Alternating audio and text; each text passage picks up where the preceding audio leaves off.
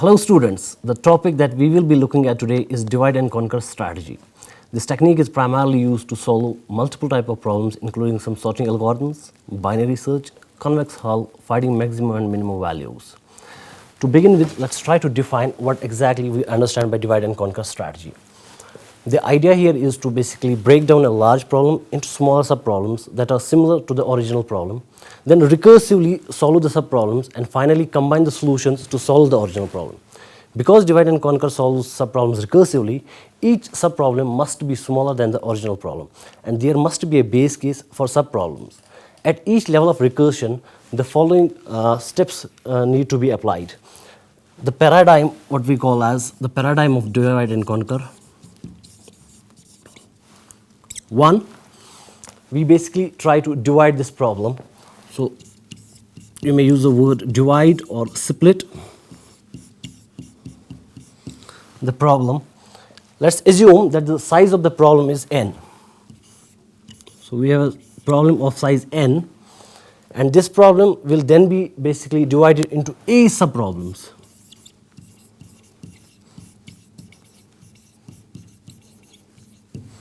And the size of each subproblem that has been divided will be n by b, where b is any value. Remember in this case that we need to make sure that the value of e is necessarily greater than 1, because if we keep the value of b smaller than 1, then in that case the actual problem will not be divided into smaller instances. And the number of problems that will be created, that will be a subproblems where a can be greater or equal to 1.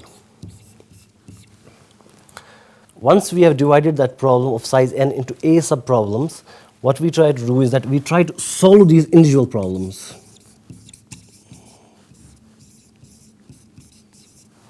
Here in this particular step, the subproblems are solved recursively. If they are small enough, solve the subproblems as base cases by doing exhaustive search.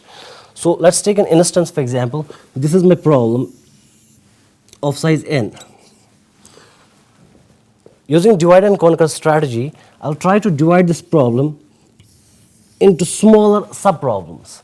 Now what you need to understand over here is that the problem size of these subproblems will be smaller than the original problem, but the type of problem cannot change. The type of the problem has to remain the same. Say for example, if we are basically trying to solve a searching problem, if this is a searching problem,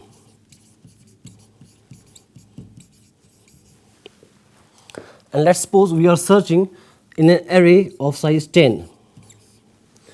And I divide this problem into two subproblems, then the size of the problem will get reduced. Let's suppose by n by 2.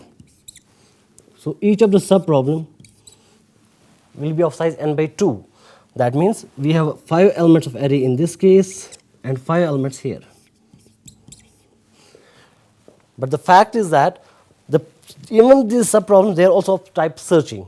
So the type of the problem will not change. So once we divide this problem into multiple steps, we can further divide it till we reach the base cases.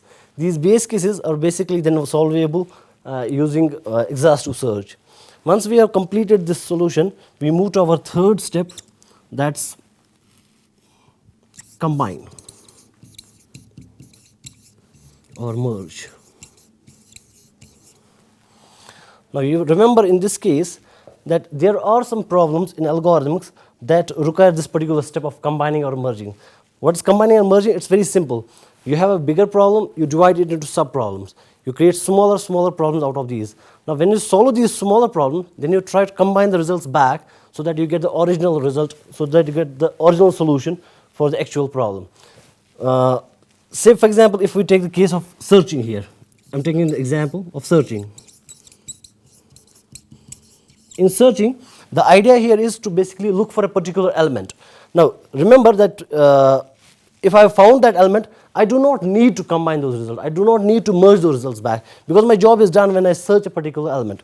But if I'm trying to sort certain elements, so once I divide that problem, then I need to combine them back so that I put them original array, which is a sorted array. If we talk of efficiency, in terms of efficiency for this, the same problem, the entire divide and conquer problem, can be represented using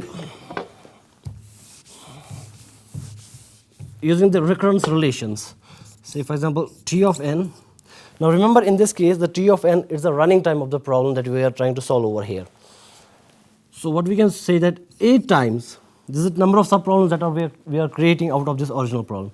A times t of n by b. So these are the smaller problems that we have created. So n by b over here will basically indicate the size of the problem, while as a will be the number of subproblems that we are trying to create, plus some work done for the merge part. That's what will be including the merge part over here in this case. These type of problems you can basically, if you remember in unit 1, we had discussed the method of master theorem.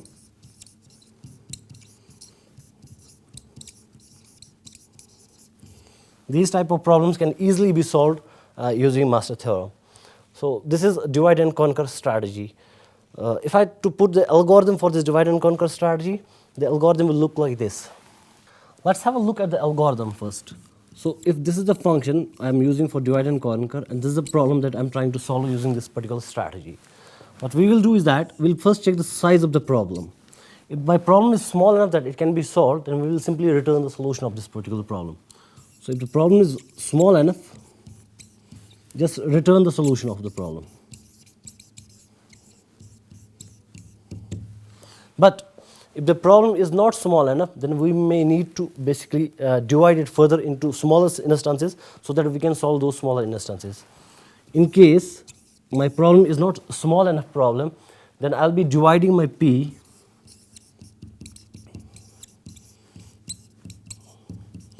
into smaller instances of P, smaller subproblems.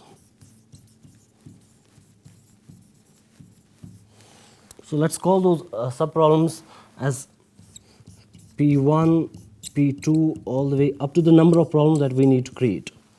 So these are the smaller subproblems of the same problem P that we are trying to solve in this case.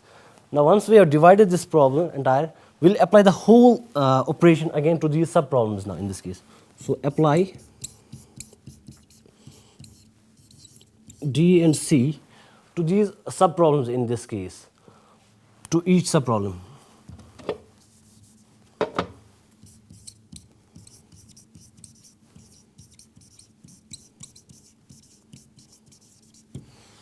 We'll continue with this procedure till we are able to divide the original problem into smaller subproblems which are smaller enough that they can be now solved. Once we are done with the division part of this, what we will try basically is that we will try to combine the results that have been that is returned from here. So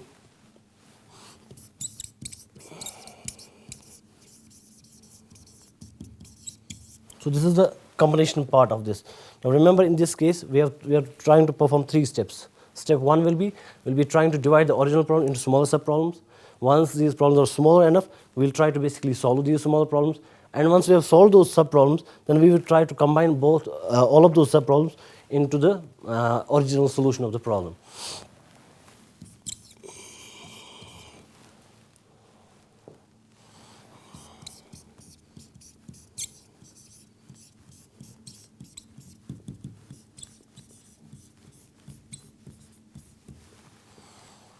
So this is the algorithm, how a divide and conquer strategy works in this case. Let's try to find out how can we solve the problem of binary search using divide and conquer strategy.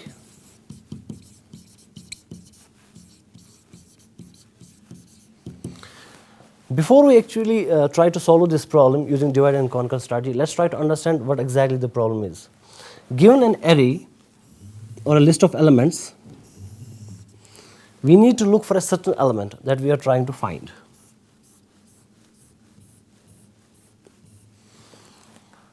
There are different techniques of locating that particular element. One such technique is what you normally is famously called as linear search.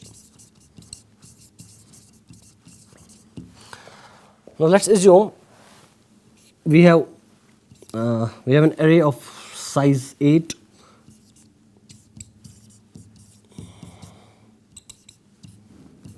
And I'm looking for this particular element 2 in this case. Now using linear search, I need to traverse the entire array till I reach this location. So I will try to take my value 2 that I am trying to look for and compare it with first element 3. Now since this is not the element that I am looking for, I will move ahead on the array and try to compare it with the next element.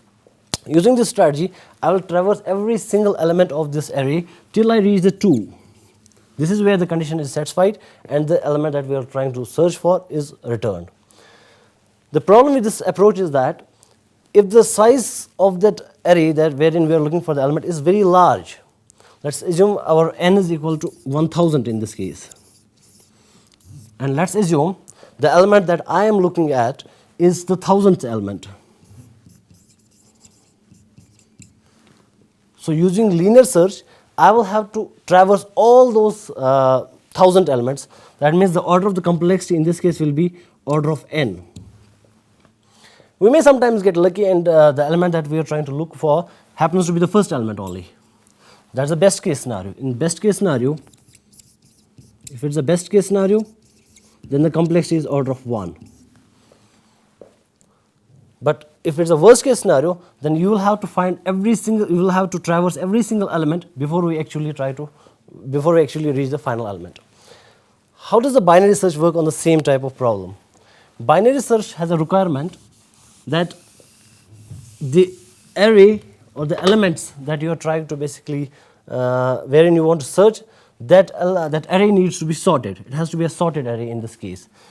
So for the same problem, if I look at the same problem, let's do it like this. So elements are sorted in this case.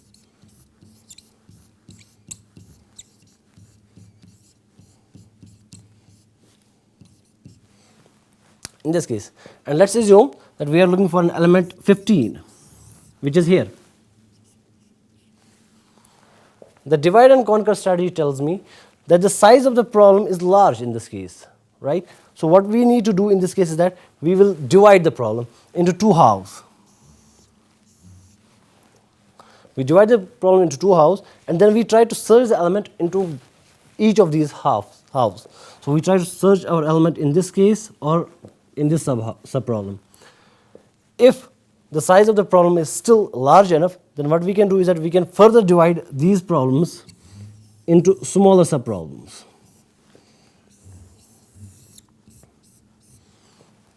We can keep on going, we can keep on dividing the original problem till we reach the base case, wherein we can basically find this element that we are looking for. Once that element is found, we'll simply return back. Let's have a look at the algorithm, how it works.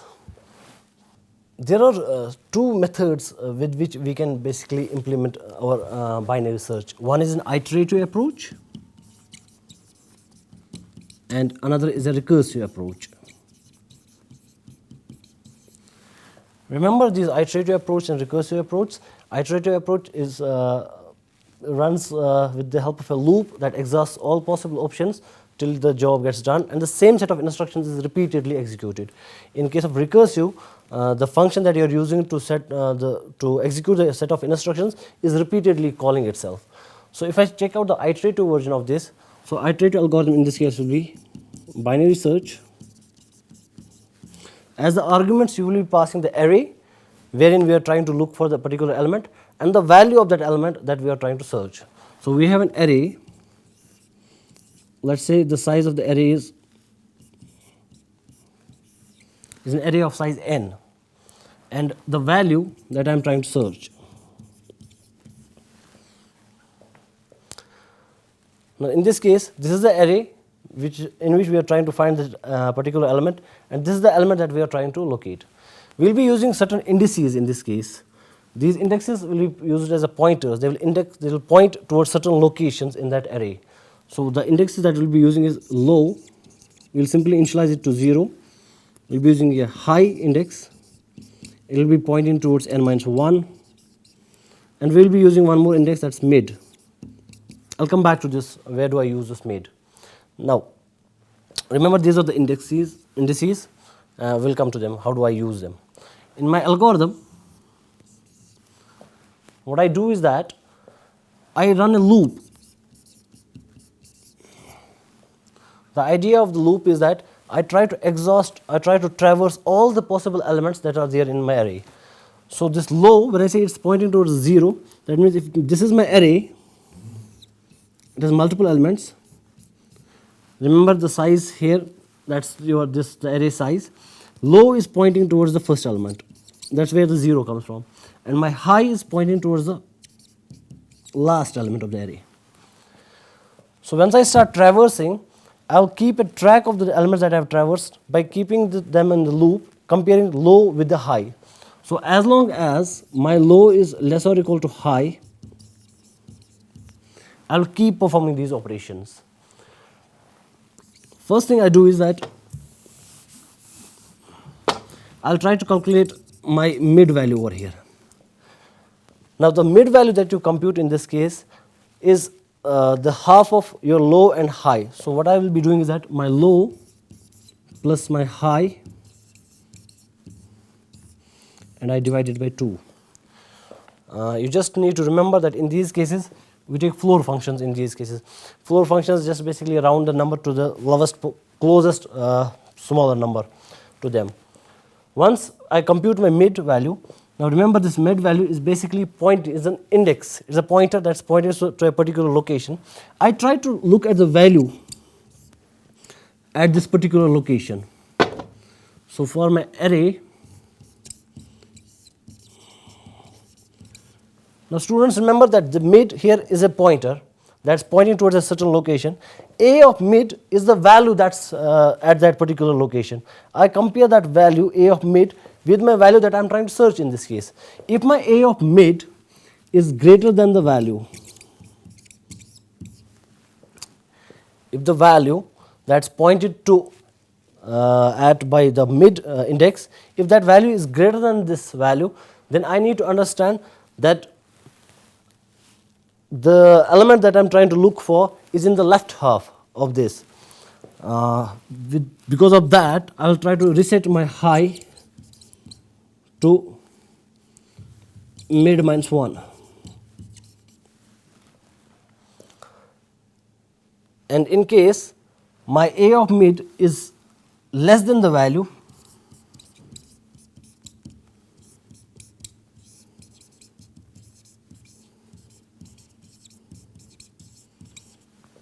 then I will reset my low to mid plus 1. I just need to use the space in this case. I'll be continuing from here.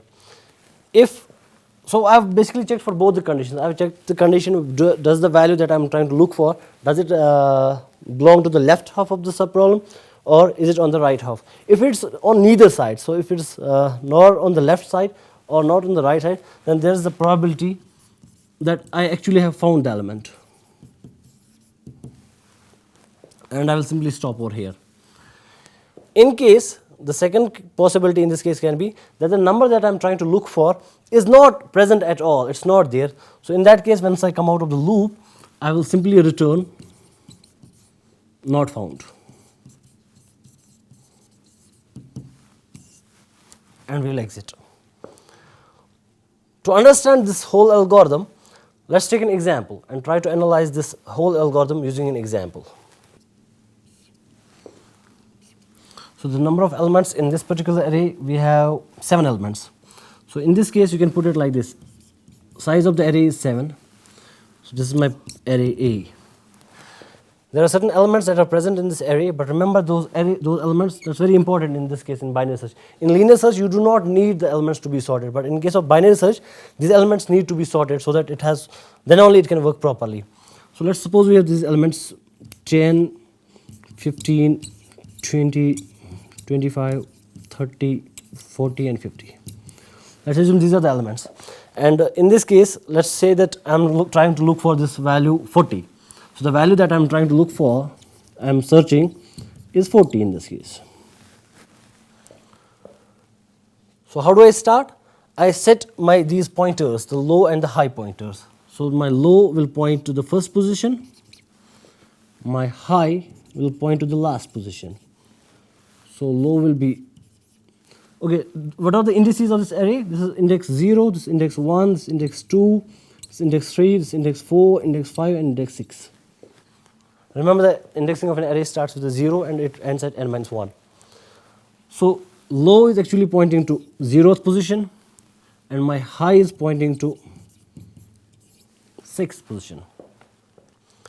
Now check out the algorithm. What's the first condition? While the low is lesser or equal to high. Is that true? Is 0 less or equal to high? 0 less or equal to 6? Yes, that's true. The moment I see that the condition is satisfied, I go inside the loop and I try to compute my new mid. What's the value of mid in this case? Low, that's 0, plus high, that's 6, and we simply divide it by 2. Since this is an even division, you do not need your floor functions, you get a value of 3. So my mid is now pointing to 3. Once I compute my mid, I need to look at the value that's at this location mid. So my A of mid is actually now A of 3. What's the value at A of 3? A of 3 is a value 25. Now what we will do is that we will compare this value at this middle position with the value that we are trying to search. And the idea here is to look for whether this value that we are trying to search, is it smaller than the value that we are looking, or is it greater? If it's smaller, that means the value that, since it's a sorted array, if it is smaller, that means the value that we are trying to look is in the left half of the array. And if the value that we are trying to look for, if it is greater than this value, then that value lies somewhere in the right half. So that's the comparison I'm trying to perform over here. If this value A of mid, which is basically 25, is it greater than the value? What's the value? 40.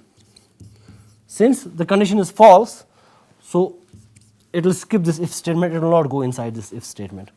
It will move to the next else if statement and find out A of mid, that's my 25, is it less than the value? Is it less than the 40? In this case, my condition is true, because obviously 25 is smaller than 40. So what do? When this condition is true, I'll try to reset my low. So what's my new low? It's mid plus 1. What's the earlier value of mid? That's 3 plus 1, that's 4. So the next computed mid value is 4. Now remember, what we are trying to do, what we are trying to achieve over here in this case is that I'm trying to basically shrink the space, that's the searching space wherein I'm looking at, that space I'm trying to basically shrink so that I take it to a point which is very small or sub-problem, which is a very base case, and that base case can be solved easily. Now because of this action, because of this step, my low is no more pointing at this place, instead it's pointing to, low is mid plus 1, that's 4. That means my low is now pointing to this place. That's the change. Sorry, this is not our mid, this is our low. Make the correction please. So my low is now pointing towards this location, and this half of the array, since it's guaranteed because of this particular step that the element is not in this part of the array, so we are actually taking this half out. We are not even considering this half. We'll be only looking in the next half. That's the idea behind divide and conquer strategy, that you actually try to shrink the space, you actually try to curtail that search space that wherein you are trying to look for the element. Now we'll go back and check out the condition, the next iteration of the loop. Is my low still less than or equal to high? Now in current scenario, low has a value of, let's redo it here. Now low is pointing towards 4 and my high is pointing towards 6. The condition checks is looking for, is my low less or equal to high, which is true in this case. That's true.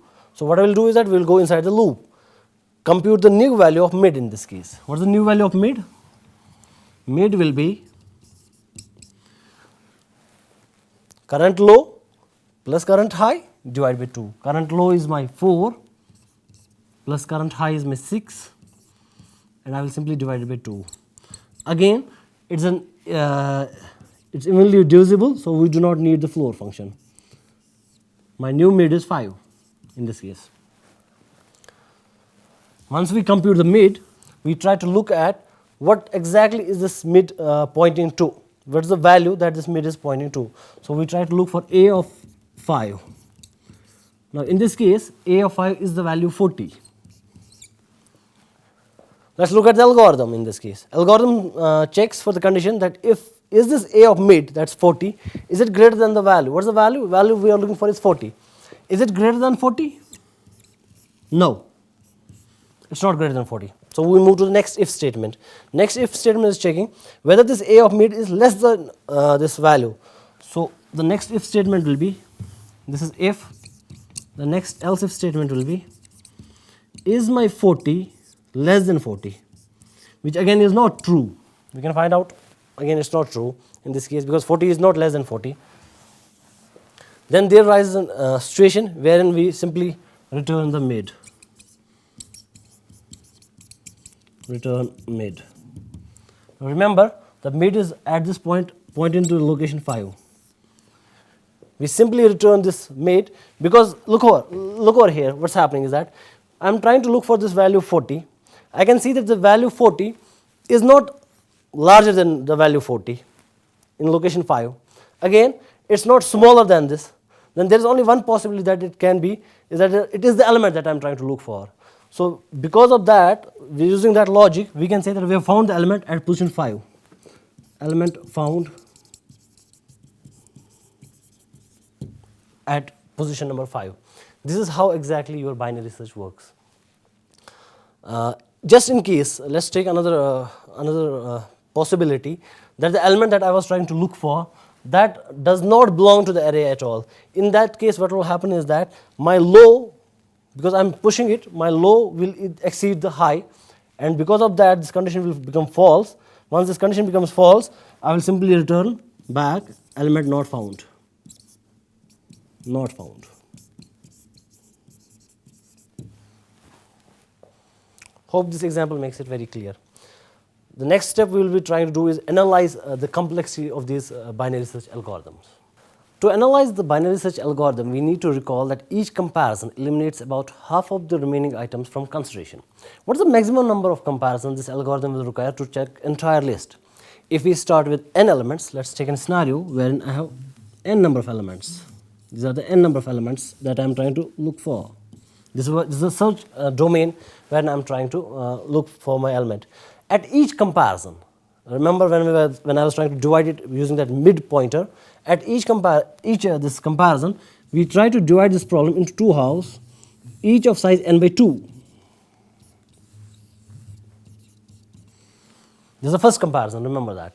So I can say on my first comparison, this is a comparison, and this is the division.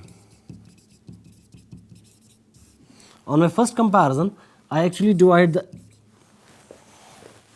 the entire array into two halves. On my second comparison, I'll actually be dividing this into n by 4, n by 4, n by 4. So each sub-problem in this case is of size n by 4 in this case. So for my second comparison, it's equivalent to n by 4. We can continue on dividing or splitting the actual algorithm till we reach a point wherein the problem can be solved. Say for example, for any value I, what is the division in that case will be n to the power divided by 2 to the power I. How did I get this 2 to the power I? It's very simple. If I look at this case, for first comparison, it's actually n to the power 2 by 2 to the power 1. N divided by 2 to the power 1. That's n by 2. In this case, it was n divided by 2 to the power 2. If I take my third case, it will be n by 8. That's n divided by 2 to the power 3. That's 8. Likewise, for some certain number I, it will be equivalent to n divided by 2 to the power I. Now remember, for this case, in n divided by 2 to the power I, when we split the list enough times, we end up with a list that has either just one item, either that is the item we are looking for, or it's not. Either way, we are done. The number of comparisons necessary to get to this point is I. This is the I number of comparisons, where if we see this, n divided by 2 to the power I is equal to 1. That's the one location that we are trying to look for. This may be a successful search, or it may be it may not be a successful search, but this is the element that we are trying to look for. When we try to solve it for this value of I, remember we have a mathematical function that means the same thing as the number of times we repeatedly have, starting at n until we get the value 1, the base 2 algorithm of n. Logarithms are basically inverse of exponentials which grow rapidly. So that if we have log to the base 2n is equal to x, the logarithm function, if you try to find out the exponent function of this, that will be n to the power of x. That's the exponential of this. Say for example, if I take an example, log to the base 2 of 128 is actually 7. And if I try to look for the exponential part of this, that will be 2 to the power 7. Sorry, I need to make a change over here. It's basically 2 to the power of x. Using this particular concept, we can conclude that the complexity of binary search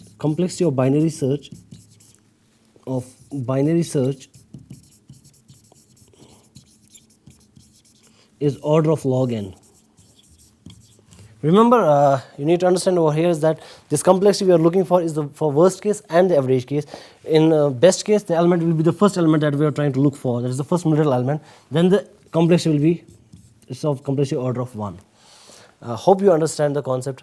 This is today we try to analyze and understand the binary search algorithm. How do we solve this binary search algorithm using divide and conquer strategy?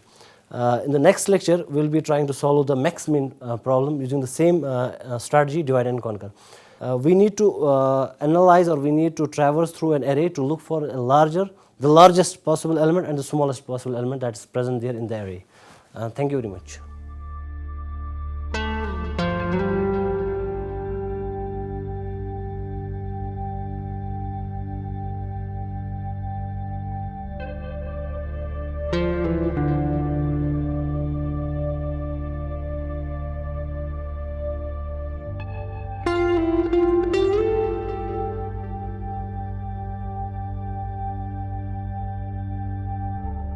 Thank you.